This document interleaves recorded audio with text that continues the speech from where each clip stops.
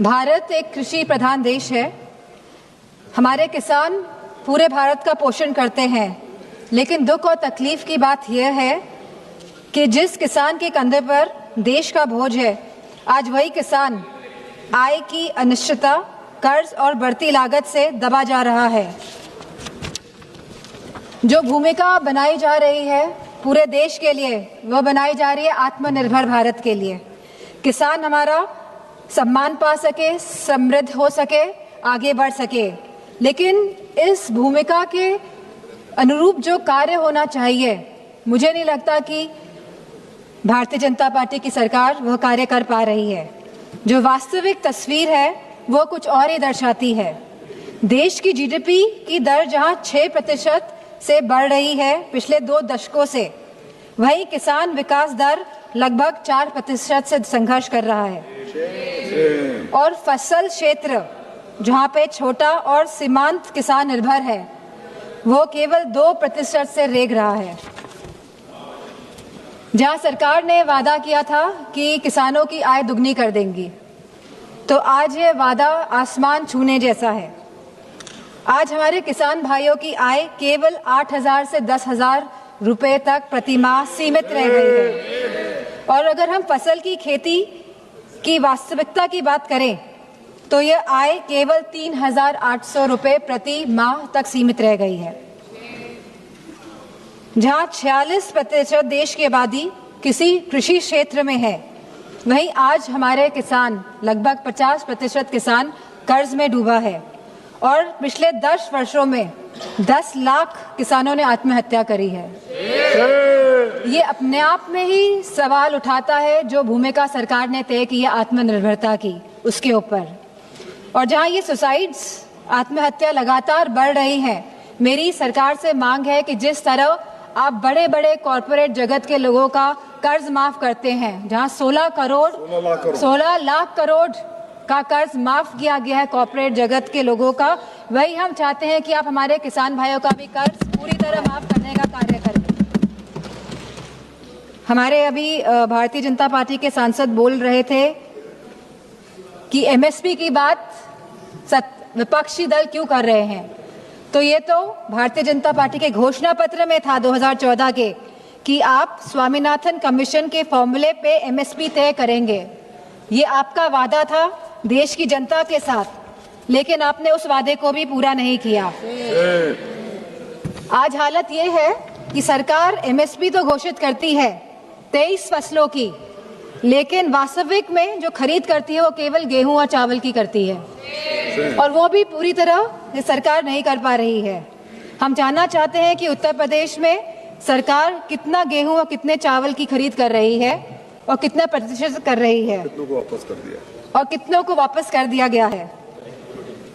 आज जहां हम प्रधानमंत्री फसल बीमा योजना की भी बात करना चाहेंगे, क्योंकि 25% इसमें कटौती की गई है और सरकारी आंकड़ों के अनुसार 2 करोड़ हेक्टेयर फसल क्षेत्र क्षतिग्रस्त हुआ है बाढ़ के कारण, मौसम के कारण, ओलावृष्टि के कारण, सूखा पड़ने के कारण। अगर यह इतना 2 करोड़ हेक्टेयर फसल क्षेत्र का क्षतिग्रस्त हुआ है, अगर किसानों का नुकसान हुआ है, तो आखिरकार सरकार ने लगभग 25% कटौती प्रधानमंत्री फसल बीमा योजना में क्यों करी है, इसका भी हम जवाब चाहते हैं हमारे कृषि मंत्री से।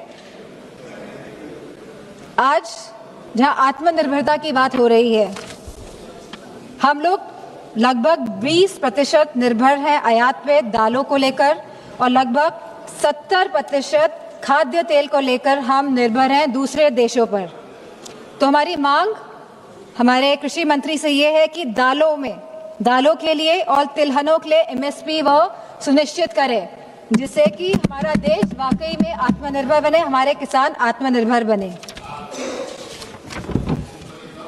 बजट की अगर हम फिस्कल आर्किटेक्चर की बात करें, तो जहां पे कैपिटल इन्वेस्टमेंट और रेवेन्यू एक्सपेंडिचर में तालमेल होना चाहिए, तो वहीं पे देखा गया है कि पूरा का पूरा जोर और पूरी की पूरी ढलान जो है वो रेवेन्यू एक्सपेंडिचर की तरफ जा रही है। हम फर्टिलाइजर्स की बात करें आज, तो हम जानना चाहते हैं कि हमारा देश कितना निर्भर है दूसरे देशों पर फर्टिलाइजर्स के लिए, और ये हम इसलिए जानना चाहते हैं कि पिछले कुछ वर्षों में लगातार ये देखने को मिला है कि डीएपी की किल्लत हो रही है किसानों को। किसान लाइनों में खड़े हो रहे हैं, कालाबाजारी हो रही है डीएपी को लेकर, और जहां कालाबाजारी हो रही है वहीं किसानों को समय पे खाद नहीं मिल पा रही है, जिससे कि किसानों को नुकसान उठाना पड़ रहा है। इसी के साथ हम चाहते हैं कि जो इंडियन यूएस ट्रेड डील हुई है उस पर बड़े विस्तार के साथ चर्चा हो इस सदन पे। ये बहुत जरूरी है कि पूरे विस्तार के साथ चर्चा हो, क्योंकि ये कहीं ट्रेड डील हमारे देश के किसानों के लिए ब्लंडर डील ना साबित हो। इसीलिए इसके लिए हम चाहते हैं कि इस पे चर्चा हो, किसान को पूरी तरह कहीं ये ट्रेड डील तबाह ना कर दे, क्योंकि इसमें देश के हर स्टेट्स का किसान इन्वॉल्व होगा, चाहे वो फल की खेती हो, चाहे वो हमारे सोयाबीन की खेती हो, चाहे वो आलू की खेती हो। और कहीं ना कहीं जिस तरह से डेयरी प्रोडक्ट्स हमारे मार्केट में आएंगे तो हमारे देश के किसान इससे प्रभावित होंगे। तो मेरी इस मांग को लेके भी कृषि मंत्री जी इस पे ध्यान दें कि हमारे देश के जो प्रोडक्ट्स हैं वो कैसे बाहर के प्रोडक्ट्स के साथ compete कर पाएंगे, जब यूएसए की सरकार अपने किसानों के साथ खड़ी हुई है, तो हमारे देश की सरकार आखिर अपने किसानों के साथ क्यों नहीं खड़ी हुई है। हम जानना चाहते हैं कि उत्तर प्रदेश में भारतीय जनता पार्टी की सरकार ने भंडारण को लेके क्या व्यवस्थाएं करी हैं, ये और मंडियों को लेके क्या व्यवस्थाएं करी हैं, क्योंकि मेरी कॉन्स्टिट्यूंसी मैनपुरी है और अभी कुछ एक हफ्ते पहले जहां पे मैनपुरी और आसपास के सभी जिले, चाहे वो फर्रुखाबाद हो, चाहे वो इटावा हो, चाहे वो एटा हो, चाहे वो कन्नौज हो, यहाँ पे आलू की बहुत बड़ी पैदावार होती है। और जहां लागत जो हमारे आलू में आती है प्रति क्विंटल ये 600 से 800 रुपए आती है, आज ये 100 रुपए का भी प्रति क्विंटल नहीं बिक पा रहा है। तो किसी तरह की सहायता हमारे आलू के किसानों के लिए हमारे कृषि मंत्री करेंगे।